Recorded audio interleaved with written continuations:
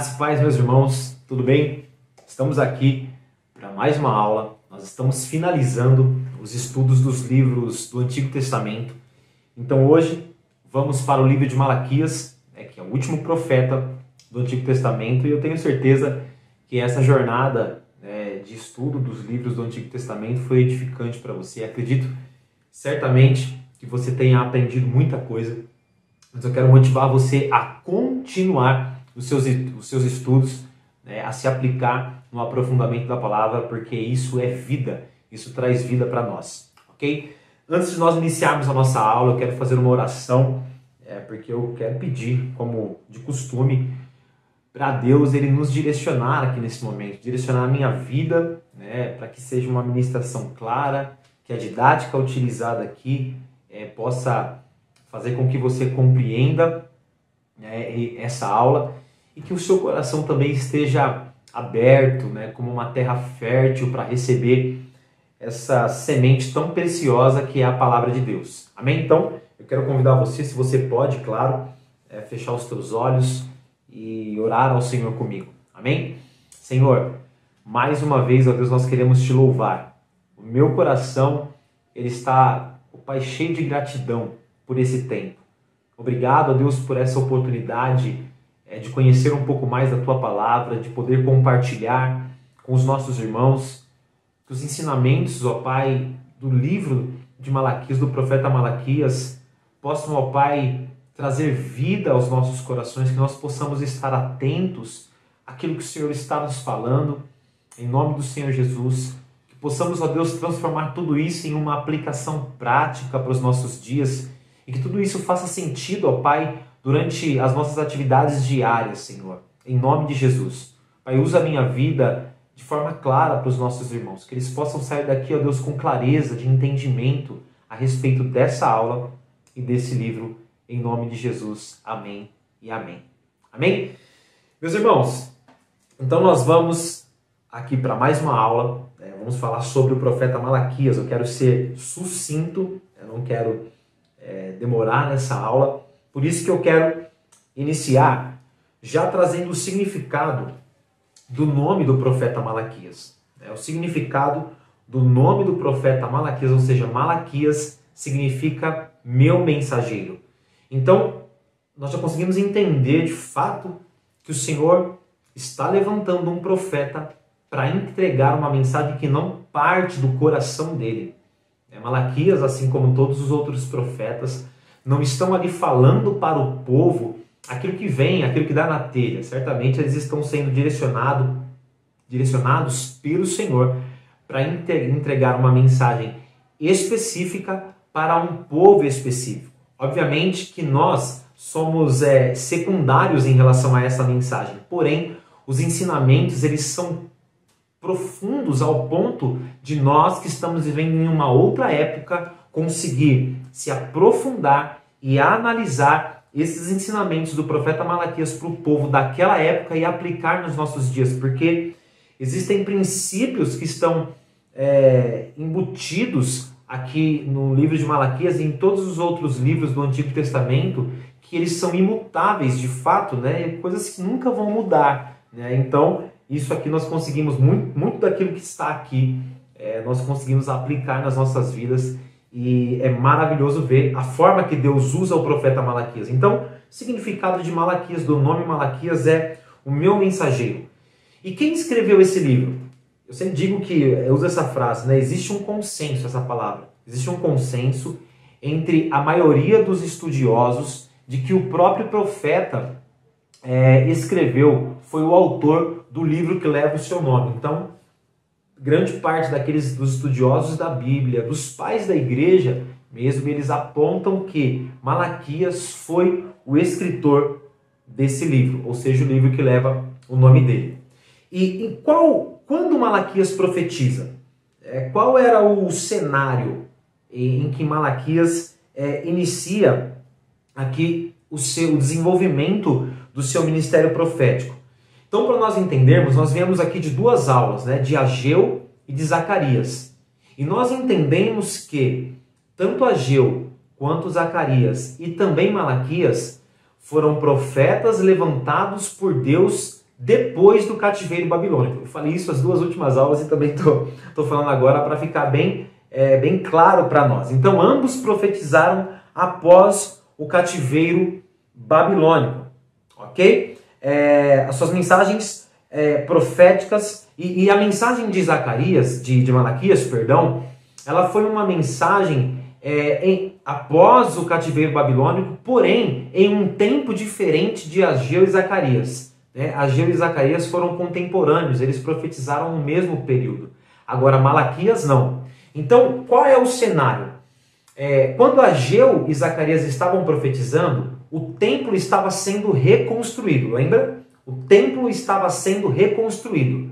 Agora, quando Malaquias inicia sua mensagem profética, o templo já havia sido reconstruído, né? Os muros, Neemias, ele já havia concluído a edificação dos muros de Jerusalém.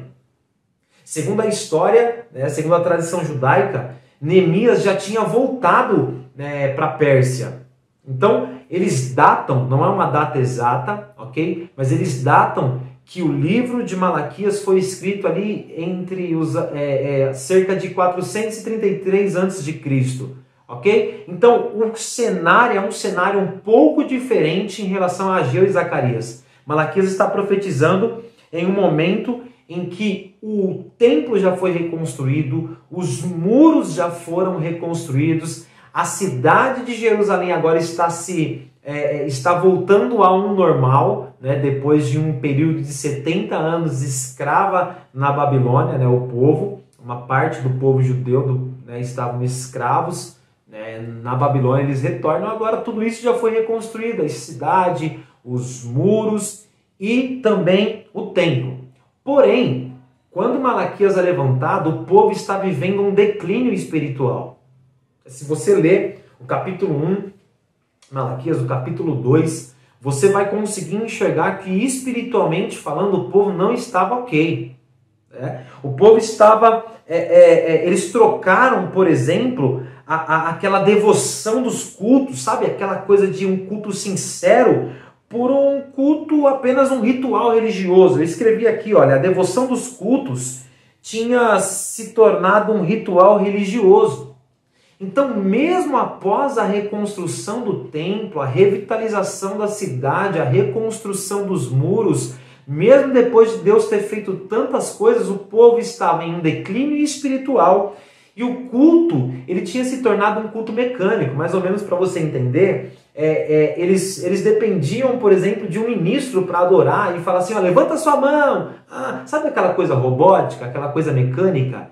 Era esse ritual religioso que estava acontecendo nos cultos lá, né? Existiam dúvidas no coração do povo, e nós vamos enxergar isso quando nós tratarmos aqui no primeiro capítulo de Malaquias. Eles estavam desanimados, mesmo depois de tudo que Deus tinha feito na vida deles. Então, esse era o cenário, esse era o plano de fundo em relação ao povo de Israel no momento em que Malaquias é levantado, ok? Então eu quero tratar com vocês aqui agora, meus irmãos, eu estou com as Bíblias abertas aqui, eu quero tratar capítulo por capítulo com vocês, ok? Não vai ser extenso porque tem apenas 4 capítulos e vai ser muito legal para o nosso entendimento aqui do livro de Malaquias, perfeito? Então, a primeira coisa que nós vamos tratar, Malaquias capítulo 1, do versículo 1 ao versículo 5, ok? Então, Malaquias 1, do versículo 1 ao versículo 5, Deus, ele está reafirmando a lealdade do seu amor para Israel. Vamos ler o versículo 1, que você já vai entender. Diz assim, uma advertência, a palavra do Senhor contra Israel, por meio de Malaquias. Olha o versículo 2. Olha o que o Senhor, por meio do profeta, diz. Eu sempre os amei, diz o Senhor. Mas vocês me perguntam, de que maneira nos amastes? Ou nos amaste? Não era Esaú, irmão de Jacó? Declara o Senhor. Todavia eu amei Jacó. Então aqui o Senhor vem usando o exemplo de Esaú e de Jacó. Mas fiquemos aqui com o versículo 2. O Senhor dizendo para Israel: eu sempre os amei, diz o Senhor. Mas vocês perguntam: de que maneira nos amastes? Então, eu consigo entender nessa fala que o povo estava questionando o amor de Deus para com eles. Olha isso. O povo de Israel estava questionando o amor de Deus para com eles. E assim, uma coisa que nós precisamos entender é que o amor de Deus, ele é imutável. Não existe nenhuma situação realizada por nós que afeta o amor de Deus por nós. Você consegue entender isso? Olha o capítulo 3, o versículo 6 aqui, só para nós darmos uma base em relação a essa imutabilidade de Deus. Olha o que diz: em verdade, eu, o Senhor, não mudo. Então, no próprio livro, o Senhor deixa claro que não existe mudança, o Senhor não oscila. O Senhor ele não volta atrás das suas palavras, ele é imutável. E o povo agora está questionando o amor de Deus. Porque se nós formos ver alguns textos, por exemplo, eu coloquei aqui, olha, o amor de Deus, ele é imutável. E a causa do amor de Deus está nele e não em nós. Então, o fato de Deus nos amar não diz respeito ao que nós estamos fazendo. Veja bem, eu não estou isentando a nossa responsabilidade, ok? Eu estou trazendo aqui para a parte prática, nós já vamos entrar de fato em relação àquele povo para aquela época, mas trazendo para nós aqui, para nós aplicarmos, entenda isso. O amor de Deus, a causa do amor de Deus está nele e não em nós. Nós conseguimos enxergar isso, por favor, em João, no capítulo 15 e no versículo 16. Olha o que ele diz. Não está claramente aqui falando sobre o amor, mas nós conseguimos entender uma coisa. Olha aqui. 16, versículo 16 do capítulo 15 de João. O Senhor falando: vocês não me escolheram, mas eu os escolhi para irem e darem fruto. E isso aqui precisa ficar muito claro para nós. Foi Ele quem nos escolheu. Ele nos amou primeiro. Então a causa do amor de Deus não está em nós, está nele. E por que Deus amou? Por que Deus amou? Por que Deus decidiu amar o povo de Israel? Porque Ele decidiu. Vamos comigo, para nós entendermos isso em Deuteronômio. Deuteronômio no capítulo 10. Olha o que diz. E no versículo 15. Então, nós estamos falando aqui do capítulo 1 de Malaquias, do versículo 1 ao versículo 5. O povo, Deus está reafirmando o seu amor leal para Israel. Tá ok? O povo, eles estavam questionando o amor de Deus. O Senhor não nos... Eles estavam se comparando com os ímpios. Nós vamos conseguir enxergar isso na leitura. Se você fizer uma leitura de Malaquias, você vai ver que eles estavam se comparando, rolando uma certa inveja no coração dele em relação aos bens adquiridos pelos ímpios, a prosperidade, entre aspas, dos ímpios, ok? Então eles agora estão questionando o amor de Deus, mas o amor de Deus, ele é imutável. E a causa do amor de Deus não está em nós, está nele. E Deus nos amou porque Ele decidiu fazer isso. Deus amou Israel porque Ele decidiu fazer isso. Nós vamos ver uma nota aqui no capítulo 10 de Deuteronômio e no versículo 15, que diz assim, olha o que o Senhor está dizendo. O versículo 14. Ao Senhor, o seu Deus, pertence os céus e até o mais alto céus, a terra e tudo o que nela existe. Versículo 15. No entanto, o Senhor se afeiçoou aos seus antepassados e os amou, e a vocês, descendentes deles, escolheu entre todas as nações como hoje se vê. Você consegue perceber no versículo 15 que Deus decidiu amar o povo de Israel? Não foi o povo de Israel que decidiu amar a Deus. Foi Deus quem escolheu o povo de Israel como, de fato, como nós vemos em Zacarias, a menina dos seus olhos. Então, Deus amou o povo de Israel e nos amou porque Ele decidiu fazer isso. E como que é o amor de Deus? Queridos, o amor de Deus, ele é um amor eterno. Não existe possibilidades do amor de Deus por nós, pela humanidade, pelo homem ser abalada. Entenda isso. Olha aqui o capítulo 31 de Jeremias. Eu não estou falando, por favor, me entenda. Eu não concordo com a frase que diz assim: Deus abomina o pecado, mas ama o pecador. Eu não concordo com essa frase.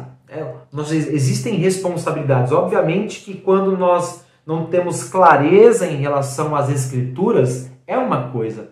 Agora, uma vez que nós fomos instruídos na palavra e nós sabemos que existem responsabilidades como filhos de Deus e não fazemos, nós não podemos aplicar essa frase, que é uma frase que não tem base biblicamente falando, como diversas outras frases que nós ouvimos aí na nossa sociedade, ok? Mas quando nós entendemos e fomos instruídos pela palavra, essa frase já não cabe mais a nós, porque nós temos responsabilidade e sabemos o caminho que nós devemos percorrer, ok? Então, perceba comigo, ele ama com um amor eterno. Por favor, Jeremias no capítulo 31 e o versículo 3. Olha o amor de Deus, olha o amor de Deus. O Senhor, diz assim, olha, o Senhor lhe apareceu no passado dizendo: eu a amei com amor eterno, com amor leal a atrai. Então o amor de Deus é eterno, o amor de Deus ele é atraente. Então agora eu vejo no capítulo 1, do versículo 1 ao versículo 5, o povo de Israel questionando o amor de Deus. Então Deus usa esses 5 versículos para reafirmar o seu amor para Israel. Pulando agora no capítulo 1 de Malaquias, do versículo 6 ao capítulo 2 e o versículo 9, nós vemos Deus usando o profeta Malaquias para trazer uma mensagem de repreensão aos sacerdotes. Então, vamos lá. Malaquias capítulo 1. Malaquias capítulo 1 e o versículo 6. Nós já vamos conseguir ter clareza aqui do que o Senhor está falando. Então, o Senhor está falando para os sacerdotes. Olha o que ele diz. O filho honra o seu pai, e o seu senhor, e o seu servo, o seu senhor. Se eu sou o pai, onde está a honra que me é devida? Se eu sou o Senhor, onde está o temor que me devem? Pergunta o Senhor dos exércitos a vocês, sacerdotes. São vocês que desprezam o meu nome. Então, o momento era um momento de desonra. Deus não estava sendo honrado. Uma das poucas vezes que Deus se apresenta como Pai no Antigo Testamento, aqui no livro de Malaquias, uma das poucas vezes que Deus se apresenta como Pai, isso fica muito mais claro através da pessoa de Jesus nos Evangelhos, mas existe a palavra Pai no Antigo Testamento também, obviamente que em um contexto totalmente diferente, como o contexto que Jesus traz. Jesus traz um contexto de relacionamento, aquele contexto realmente de um relacionamento mais profundo, diferente do contexto que é apresentado no Antigo Testamento. Mas existe a palavra Pai quando nós estamos falando sobre Deus e nós que somos crentes, esse povo aqui de Israel, né, que era a menina dos olhos, o povo que Deus tinha escolhido para amar. Então existia uma desonra, né, a Deus. E Deus agora começa a falar com os sacerdotes. E quem eram os sacerdotes? O sacerdote era a liderança espiritual, podemos dizer assim. O sacerdote eram os líderes do povo. Eram aqueles que sacrificavam, que tinham acesso, os sumos sacerdotes tinham acesso ao Santo dos Santos, lugar aonde a presença de Deus se manifestava, aonde eles entregavam ali, apresentavam as orações do povo de Israel, enfim. Então, esses homens que deveriam ser um exemplo diante do Senhor e da sociedade, agora eles estão sendo repreendidos por Deus, através do profeta Malaquias, dizendo que eles estavam desonrando, desprezando o nome do Senhor. Então, no capítulo 1, versículo 6 até o capítulo 2 e versículo 9, nós vamos ver Deus repreendendo os sacerdotes. Então, ó, o tratamento começou com a liderança. Os sacerdotes deveriam ser exemplo. Queridos, nós precisamos entender o quê? As pessoas que exercem um cargo de liderança, na igreja, talvez seja o seu caso, elas precisam ser um exemplo. E existe uma fala errada no nosso meio, que é a seguinte, não sei se você já ouviu. As pessoas falam assim, olha, não olhem para mim porque eu sou pecador. Olha, não esperem nada de mim porque eu sou apenas um homem falho. Sabe aquele tom de humildade? Mas isso não é humildade. Isso é isenção, é omissão de responsabilidade. Eu aprendo muito com o apóstolo Paulo, quando ele vem lá na carta aos Coríntios, né, a primeira carta que ele escreveu aos irmãos que estavam em Corinto, no capítulo 11, no versículo 1, quando ele bate no peito, eu quero imaginar essa imagem, ele bate no peito e fala assim, olha, sejam os meus imitadores como eu sou de Cristo. Paulo não está transferindo a responsabilidade para outra pessoa ou para Cristo, ele está assumindo a responsabilidade que é dele. Então, os sacerdotes aqui no livro de Malaquias, eles precisavam bater no peito, assumir a responsabilidade de liderança e falar para o povo, olha, vocês podem olhar para nós, porque nós servimos de referência e de luz, porque nós temos uma referência, essa referência é a palavra, é o nosso Deus. Então, vocês podem sim nos imitar, mas eles não poderiam falar isso, porque existia desonra, existia falta de zelo em relação às coisas do Senhor. Por exemplo, olha aqui outra coisa. O culto, como eu disse, o culto sincero deu lugar ao formalismo. O culto se tornou algo normal e mecânico. Sabe? O culto, precisava existir uma restauração no culto em Israel. Obviamente, nós estamos aqui no último livro do Antigo Testamento. Deus já estava preparando um cenário para a vinda do Messias. Nós vamos ver que depois de Malaquias vai ter um silêncio profético que as pessoas, os estudiosos dizem que foi um silêncio profético de 400 anos, onde não se levantou nenhum profeta sobre a terra. Né? Então, nós vemos aqui que o culto precisava de uma restauração, porque o culto ele já era algo mecânico. Se você pega para ler, faz essa leitura do livro de Malaquias, você vai entender que isso vai trazer sentido. Eu quero ler aqui para você, por exemplo, para você entender como o culto, porque nós entendemos que o culto é o lugar onde nós estamos entregando algo para o Senhor. O culto é o lugar onde nós estamos levando ali as nossas ofertas ao Senhor. Obviamente que tem um momento na palavra, que é um momento de instrução, queridos, mas o culto, nós precisamos entender que o ambiente de culto não é um ambiente de shopping, por exemplo, para ficar didático. Nós não estamos indo lá para escolher aquilo que nós queremos comprar ou adquirir. Aquele momento é um momento de entrega, é um momento de rendição, é um momento de adoração ao Senhor e de alimentação, obviamente, de edificação através da palavra. Então, nós vamos ver que o problema ali não era que o povo não estava indo ao culto. Eles estavam cultuando de forma banal, assim, de forma chula. O culto era um cultinho, entende? O problema não era a falta de sacrifícios. Né? Os sacerdotes não tinham deixado de fazer, os sacrifícios para o Senhor ou as suas ofertas. Eles estavam fazendo isso, porém, a qualidade do sacrifício e a qualidade das ofertas que eles estavam entregando que era um problema. Porque o nosso Deus não é Deus de qualquer coisa. Você compreende assim? Nosso Deus não é Deus de resto. O nosso Deus não é Deus de segundos lugares. Nenhum senhor aceita, nenhum rei aceita se assentar numa cadeira abaixo do trono. Ou ele é rei ou ele não é. Entende? Então, os sacerdotes eles estavam prestando o culto de qualquer jeito, entregando as suas ofertas e seus sacrifícios, qualquer uma que tiver ele pode dar. E não aceite isso para a sua vida, meu irmão e minha irmã. Aceite entregar tudo com excelência para o Senhor. Mesmo que você estiver quebrado, mesmo que você estiver passando por momentos delicados, sabe? Não aceite entregar qualquer coisa para Deus. Porque se a nossa vida está nas mãos dele, ele é o controle de todas as coisas. Então, para embasar, a forma, o formato de sacrifício falho e com pouca qualidade dos sacerdotes? Por favor, olha o versículo 7 do capítulo 1 de Malaquias. Deus está aqui falando com os sacerdotes e diz assim, olha, trazendo comida impura ao meu altar, e mesmo assim ainda me perguntam, de que maneira te desonramos? Ao dizerem que a mesa do Senhor é desprezível, olha o versículo 10, por exemplo.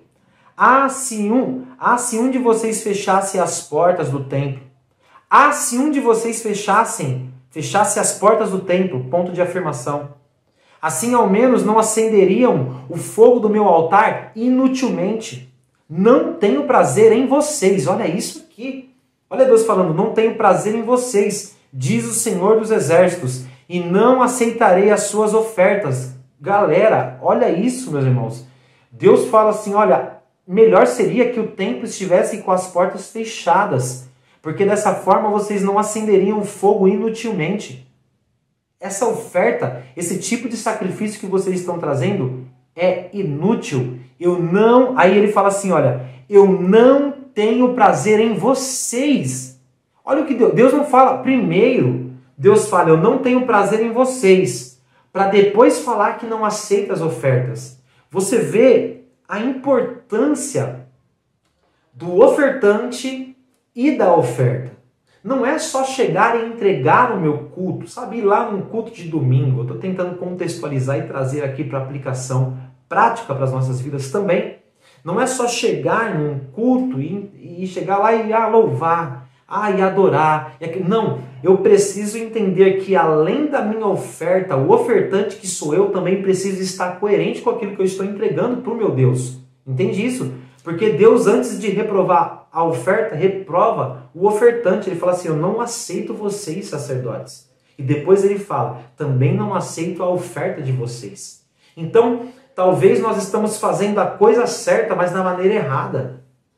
Talvez nós estamos fazendo a coisa certa com as intenções erradas. E isso era o que estava acontecendo com o sacerdote. Eles não tinham deixado de ofertar e de cultuar. Porém, o culto estava sendo realizado da maneira errada. E as ofertas estavam sendo entregues da maneira errada, com a intenção errada e com pouca qualidade. Então Deus vem agora e começa a repreender. Olha o versículo 14 do capítulo 1. Maldito seja o enganador, que tendo no rebanho um macho sem defeito, promete oferecê-lo e depois sacrifica para mim um animal defeituoso, diz o Senhor dos Exércitos, pois eu sou o grande rei e o meu nome é temido entre as nações. Olha isso, meus irmãos, o problema não era a falta de oferta. O problema é que eles estavam entregando aquilo que eles tinham de menor qualidade. Eles tinham para entregar algo melhor, mas eles retinham o melhor e entregavam qualquer coisa. É o que o Senhor está falando aqui, parafraseando. Tendo no rebanho um macho sem defeito, promete oferecê-lo e depois sacrifica para mim um animal defeituoso. Meu Deus! Então, que tipo de animal nós estamos oferecendo para o Senhor? Entende isso, viu, por favor? Que tipo de oferta nós estamos entregando para o Senhor? Se nós temos algo de qualidade para entregar ao Senhor, por que nós estamos entregando algo sem qualidade para o Senhor? Então fica essa reflexão. E era o que estava acontecendo com os sacerdotes aqui do capítulo, e Deus vem usando Malaquias do capítulo 1, versículo 6 até o capítulo 2 e o versículo 9. E Deus, no meio dessa repreensão, ele mostra o modelo de sacerdócio que ele queria. Ele vem repreendendo, ele repreende o povo, não passa a mão na cabeça, não repreende, traz uma mensagem dura, mas também traz a clareza daquilo que ele esperava dos sacerdotes. E ele traz de uma forma resumida no capítulo 2 e versículo 7, olha que legal, diz assim, olha, porque os lábios do sacerdote devem guardar o conhecimento. Olha que coisa linda. E da sua boca todos esperam a instrução da lei. Você lembra que eu falei do exemplo de chamar a responsabilidade? Porque ele é o mensageiro do Senhor dos Exércitos. Então Deus traz a repreensão e também mostra o modelo. Fala, olha, esse daqui é o modelo de sacerdócio que eu quero que vocês vivam. Vocês precisam se voltar para mim, vocês precisam se arrepender. Então, Deus vem repreendendo a liderança, Deus vem repreendendo os sacerdotes, ok? Agora nós vamos lá para o capítulo 2, do versículo 10 ao versículo 16. Do versículo 10 ao versículo 16, Deus agora vem exortando o povo no geral, sacerdote, membro da igreja, tudo junto. Ele vem agora exortando todos, e a primeira exortação que nós encontramos é no capítulo 2, e no versículo 14, Deus vem exortando o povo a respeito do casamento misto, né? Ou seja, se casar com pessoas de um outro povo. Deus já havia instruído os judeus, o Israel, num contexto geral, assim que eles estavam saindo, lá, por exemplo, vamos usar esse exemplo, lá do Egito, Deus orientou em Êxodo, eu quero ler com você, eu anotei aqui, por exemplo, Êxodo capítulo 34, então nós vamos entender, falar bem devagar, estou falando rápido, né?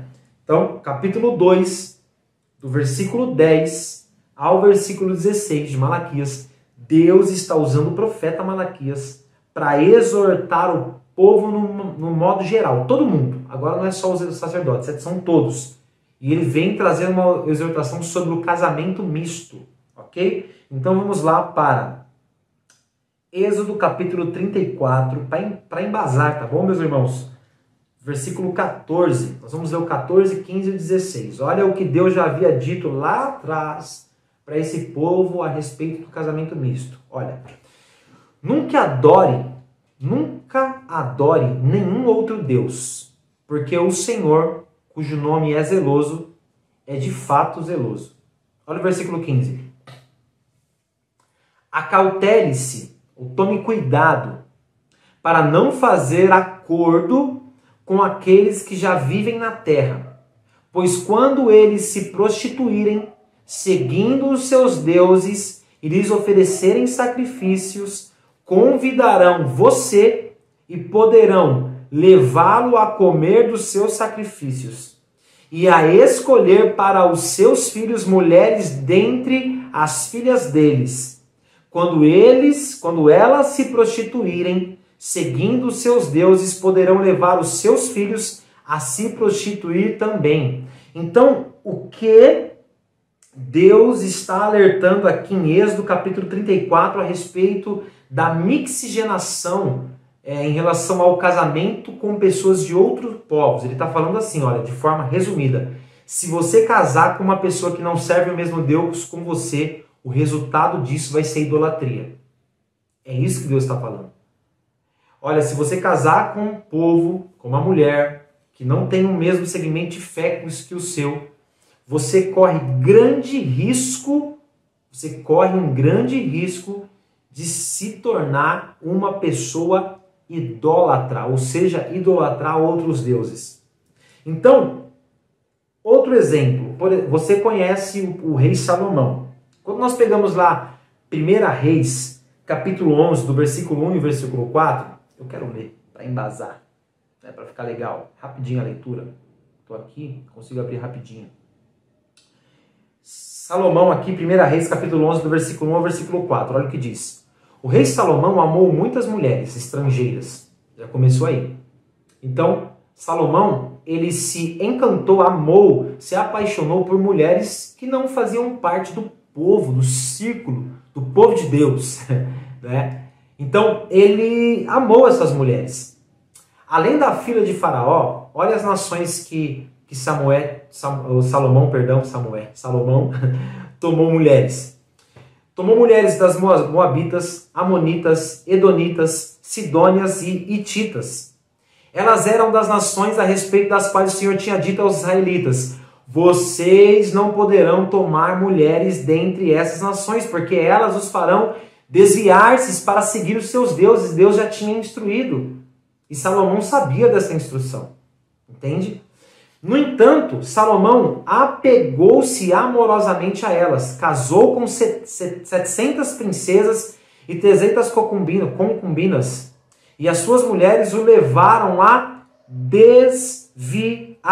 Então você vê O problema desse casamento misto, dessa mixigenação, dessa mistura entre povos, e Deus já havia alertado, não faça isso, porque o resultado disso vai ser idolatria. Nós estamos falando do Salomão, um homem sábio, um homem que talvez na Bíblia ele só não foi mais sábio que Jesus.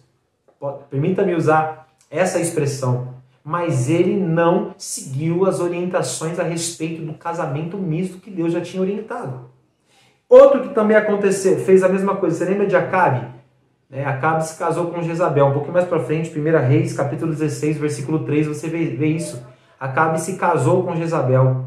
E depois que Acabe se casou com Jezabel, ele começou a adorar Baal, construiu os postes ídolos de Baal. Então, Deus agora, através do profeta Malaquias, ele está aqui no capítulo 2, do versículo 10 ao versículo 16, exortando todo o povo de Israel, falando, olha, não se misturem com outros povos. Queridos, na verdade isso acontece desde Gênesis.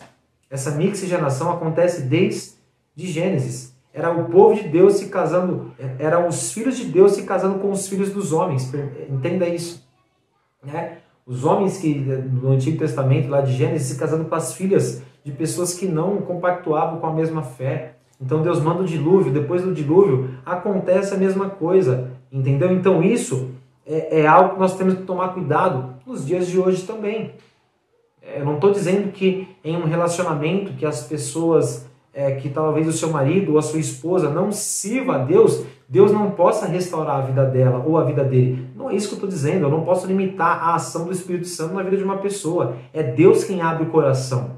E a pessoa respondendo positivamente a isso, ela é transformada, ela se torna uma nova criatura. Porém, existe uma grande chance de pessoas que se relacionam com pessoas fora da cultura, da fé que essa pessoa professa, existe um grande percentual dessa pessoa começar a se entregar às paixões carnais, às paixões mundanas e adorar outros deuses. Entende? Então Deus havia alertado, vem alertando no Antigo Testamento, e agora no último livro do Antigo Testamento ele bate na tecla de novamente e fala, olha, casamento misto, não, toma cuidado. Ele fala acerca também, aqui do capítulo 2, ainda do versículo 10 ao versículo 16, ele fala que o casamento é uma aliança. Deus usa o profeta Malaquias para dizer sobre isso. Eu gostaria de encontrar aqui para fazer essa leitura com você, para ficar clara. Olha o versículo 14 do capítulo 2 de Malaquias, diz assim, e perguntais, por quê? Porque o Senhor foi testemunha da aliança entre ti e a mulher da tua mocidade, com a qual tu fostes desleal, olha a infidelidade, sendo ela a tua companheira e a mulher da tua aliança. Então, o casamento, Deus vem exortando o povo, dizendo assim, olha, não casem, não se casem com pessoas de outros povos. E entenda que o casamento é uma aliança. Querido, o casamento é a união entre um homem e uma mulher. É o que o texto nos deixa claro aqui. Percebe isso? É um homem e uma mulher. Aqui está o modelo de casamento que o Senhor instituiu lá em Gênesis, no capítulo 2 e versículo 24. Vou ler aqui com vocês rapidamente. Gênesis capítulo 2 e o versículo 24 diz assim, olha, por essa razão, o homem deixará pai e mãe e se unirá à sua mulher, e eles se tornarão uma só carne. Então esse é o modelo que o Senhor estabeleceu de uma aliança, de uma unidade em relação ao casamento. Esse é o modelo, é o casamento heterossexual, é o que a palavra nos ensina, ok? Outra coisa que Deus ensina aqui também, falando a respeito do casamento, que o casamento é uma aliança. Então olha a riqueza de ensinamentos que o profeta Malaquias aqui, usado pelo Senhor, está ministrando o povo e que nós podemos aplicar nos nossos dias. Olha a riqueza de ensinamentos. O casamento é uma aliança e ele ensina que o casamento é uma aliança monogâmica. O que é isso? Ou seja, é o casamento de um homem e uma mulher. Ponto final. Não tem espaço para um terceiro, para um quarto, para um quinto. Isso não existe. né? Nós vamos ver, por exemplo, lá em 1 Coríntios, Paulo orientando a respeito do casamento. 1 Coríntios, no capítulo 7 e no versículo 2, Paulo orientando a respeito do casamento, ele fala assim, olha, mas por causa da imoralidade, cada um, olha o singular, cada um deve ter a sua esposa. Cada um deve ter a sua esposa. E cada mulher o seu próprio marido. Você percebe que esse texto está no singular, não existe essa pluralidade. Ele não fala assim, olha, por causa da imoralidade, vocês, homens, precisam ter algumas mulheres. Não é isso que ele diz. Ele fala, ó, cada homem deve ter a sua esposa e cada mulher o seu próprio marido. Então, o casamento, ele é uma aliança heterossexual e uma aliança monogâmica. E nós conseguimos enxergar isso através da mensagem do profeta Malaquias. Malaquias está exortando o povo a respeito do casamento. Riqueza de detalhes. Ok? E aí nós entramos no capítulo 3 de Malaquias e nós vamos ver que é uma parte totalmente diferente da primeira e segunda parte. Aqui, Malaquias, ele começa a proclamar a vinda do Senhor Jesus. Olha que coisa linda. Ele começa a proclamar a vinda do Senhor Jesus. Vamos ler? Malaquias no capítulo 3 e o versículo 1. Olha o que ele diz. Eis que eu enviarei o meu mensageiro que preparará o caminho diante da minha pessoa. E então, de repente, o Senhor, a quem buscais, o anjo da aliança, a quem vós desejais, virá para o seu templo, e ele certamente vem, anuncia o Senhor dos exércitos. O versículo 1 do capítulo 3 de Malaquias nos traz uma clareza de que Malaquias está falando a respeito de João Batista, que era o homem que iria ser usado por Deus para preparar o caminho para a vinda de Jesus, e falando da primeira vinda do Senhor Jesus. Então fica claro aqui quando ele diz, olha, eis que eu enviarei o meu mensageiro que preparará o caminho diante da minha pessoa. Esse homem que preparou o caminho foi João Batista, e preparando o caminho para a vinda de Jesus. Então, capítulo 3 e o versículo 1, do versículo 1 ao versículo 5, nós conseguimos enxergar que Malaquias está proclamando a vinda do Senhor Jesus. Ok? Malaquias capítulo 3, do versículo 6 ao versículo 18, Deus começa agora, através do profeta Malaquias, tratar a infidelidade do povo a respeito dos dízimos e das ofertas. Queridos, obviamente que iriam ter problemas desse cunho aqui, dentro do povo, nesse tempo aqui em Malaquias. Por quê? Porque o povo estava banalizando o culto. O culto já não era um culto da forma que o Senhor estava aceitando. Logo, os dízimos e as ofertas, que também fazem parte do culto, não é algo nem menos importante, nem mais importante, é importante porque faz parte da nossa forma e do modelo bíblico de adorar o Senhor. É isso que nós entendemos à luz da palavra.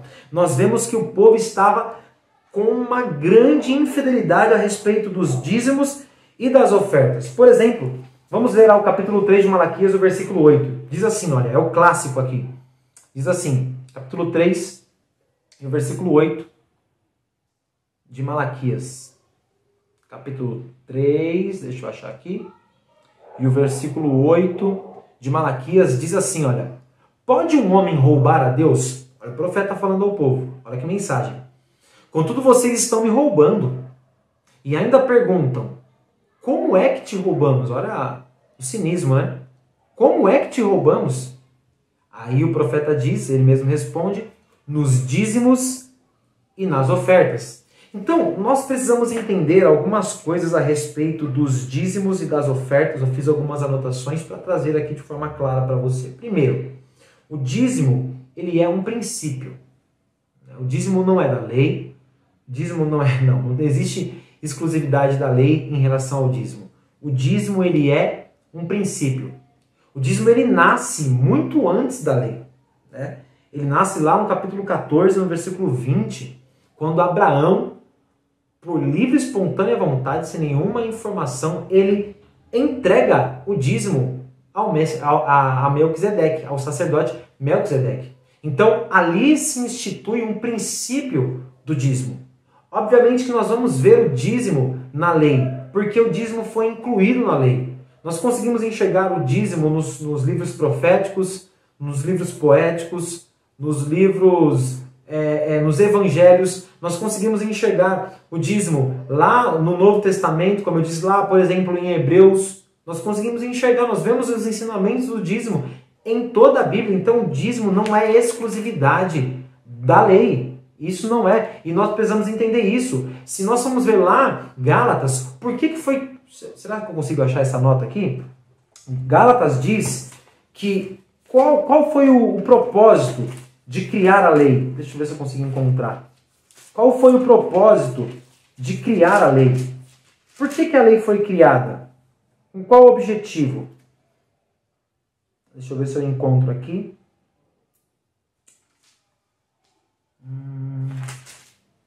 Olha aqui, por favor. Capítulo 3 e versículo 19. Eu vou até abrir em outra tradução aqui também, para nós fazermos uma comparação. Quando a gente fala assim, o dízimo, ele é da época da lei, eu não preciso dar o dízimo. Tudo bem, então vamos embasar aqui e entender por que a lei foi criada.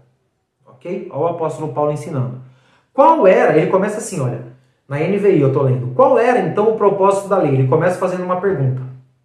A lei, ela foi acrescentada por causa das transgressões, até que viesse o descendente a quem se referia a promessa, e foi promulgada por meio de anjos pela mão de um mediador. A lei, ela foi acrescentada, ela foi criada por causa das transgressões. Certamente os princípios que foram estabelecidos antes da lei, como o dízimo, a obediência, o culto, eles estavam sendo transgredidos por aquele povo. Então Deus, naquele tempo, precisou criar a lei para trazer o povo novamente para um lugar de adoração. Entende isso? Então nós precisamos entender. E por que o dízimo foi incluído na lei? Porque certamente isso tinha se perdido. O povo não estava adorando o Senhor também com os dízimos. Esse princípio certamente, como diz aqui, estava sendo transgredido, e tantos outros princípios estabelecidos antes da lei que foram entronizados na lei. Por exemplo, a idolatria, não adorarás a outro Deus. Queridos, nós vamos ver um pouquinho antes que o povo estava adorando outros deuses. Então, é isso que nós precisamos entender. O dízimo, ele não é uma exclusividade da lei, ele foi enxertado na lei. E a lei foi criada por causa de algumas transgressões. Então, conseguimos compreender a respeito dos dízimos. Então, capítulo 3, do versículo 6 ao 18, Deus usa o profeta Malaquias para ensinar o povo, para repreender, uma repreensão dura, direta, sem mimimi, sem curva, falando a respeito dos dízimos e das ofertas, porque eles estavam roubando o Senhor. Né? Eles estavam literalmente roubando o Senhor, fazendo uso de um valor que não era deles, não eram deles mais, né? Não era deles esse valor. Então nós precisamos entender que assim, eu estou devolvendo o dízimo. Dízimo também existe algo no meu coração de gratidão por tudo que o Senhor fez, então eu dizimo. Senhor, eu estou dizimando aqui, e nós não podemos nos prender. Por exemplo, as pessoas falam assim, o dízimo é da época da lei. Você fala, tá bom, o dízimo é da época da lei, você está falando assim, mas a época da graça me motiva a entregar muito mais do que 10%. Entende? No tempo da graça, eu entendo que 10% é muito pouco por aquilo que o Senhor tem feito na minha vida. Nós cremos no dízimo, mas nós não podemos nos limitar em 10%, porque entendemos que tudo aquilo que nós recebemos do Senhor é bom demais. E nós acreditamos que quando nós entregamos na mão do Senhor, tudo aquilo que nós entregamos na mão dele é multiplicado. Amém? Para a glória do nome dele. Ok? Então, quando nós pulamos lá para o capítulo 4, que é o último capítulo, nós estamos encerrando aqui a nossa aula, nós vamos ver o profeta Malaquias fazendo uma predição apontando para a vinda de Elias. Mas, Vitor, como isso? Elias já não tinha morrido? Elias então vai voltar, vai ressuscitar? Vamos para o texto. Vamos para o texto aqui, por favor, para você entender a forma, o formato que o profeta Malaquias agora traz, falando a respeito, capítulo Malaquias, capítulo 4, versículo 4. Olha o que ele diz. Lembrem-se da lei do meu servo Moisés, dos decretos e das ordenanças que lhe dei em Horebe para todo o povo de Israel. Vejam, eu enviarei a vocês o profeta Elias antes do grande e temível dia do Senhor. Ele fará com que os corações dos pais se voltem para os filhos e os corações dos filhos se voltem para os pais. Do contrário, eu virei e castigarei toda a terra com maldição. Que é isso, Vitor? Então Elias ia voltar? É isso mesmo? Queridos, não. Quando o profeta Malaquias está falando aqui, ó, vejam, eu enviarei a vocês o profeta Elias antes do grande e temível dia do Senhor, ele está predizendo, esta predição não era um retorno de Elias à vida, e também muito menos uma base para o espiritismo utilizar, né? Não, que os espíritos estão retornando, que existe vida, né? Eu estou vivendo uma vida. Não é uma base para o espiritismo.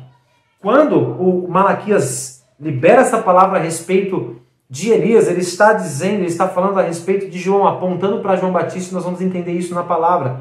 Por favor, abra comigo em Lucas, no capítulo 1, e o versículo 17. Olha o que diz, nós já estamos terminando. Diz assim, olha: irá adiante do Senhor no Espírito, aqui está falando de João Batista, irá adiante do Senhor no Espírito e no poder de Elias, para fazer voltar o coração dos pais a seus filhos e os desobedientes à sabedoria dos justos, para deixar um povo preparado para o Senhor. Quando Malaquias fala sobre a vinda, o retorno de Elias, ele não está falando a respeito da vida de Elias. Nós conseguimos concluir que é uma menção de João Batista. Ele veio no espírito e na virtude de Elias para preparar o caminho para o Senhor. Amém? Queridos, então, olha como é rico o livro de Malaquias. Nós aprendemos aqui tantas coisas poderosas a respeito de Malaquias.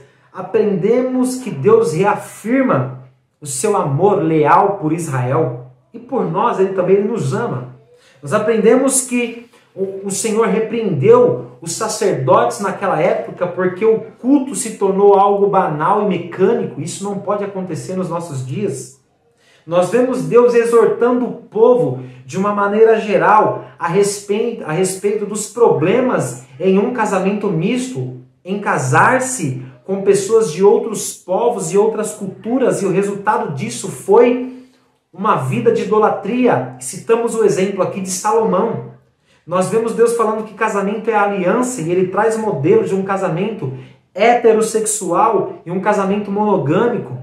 Nós vemos Deus usando Malaquias para proclamar a vinda do Senhor, Deus tratando a infidelidade do povo em relação aos dízimos e à oferta. E para finalizar, o profeta se levantando e predizendo a vinda de Elias, que estava apontando para João Batista. João Batista veio na virtude e no espírito de Elias para preparar o caminho para o Senhor.